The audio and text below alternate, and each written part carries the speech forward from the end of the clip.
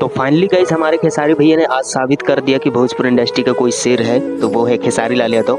जी हाँ दोस्तों, हमारे खेसारी भैया का राजा राम का ट्रेलर आ चुका है सारेगामा भोजपुरी चैनल से और बहुत ही बड़ी अपडेट है दोस्तों। आप सभी को सारा कुछ बताएंगे, बट आप लोग चैनल को सब्सक्राइब कर दें और घंटी को ऑल पे सेलेक्ट कर दें। दोस्तों इस ट्रेलर में बहुत ही बड़ा रिकॉर्ड बना है, 12 घंटे के अंदर 1 मिलियन से ज्यादा व्यूज क्रॉस। और ऐसी मूवी भी है भाई, आप लोग पोस्ट देखिए, हर पोस्ट में आप सभी को इतना ज्यादा अच्छा लगेगा। और हमारे खेसारी भैया ऐसा लुक बनाए हैं कि सीधा राम की तरह लग रहे हैं, आप लोग खुद देखिए।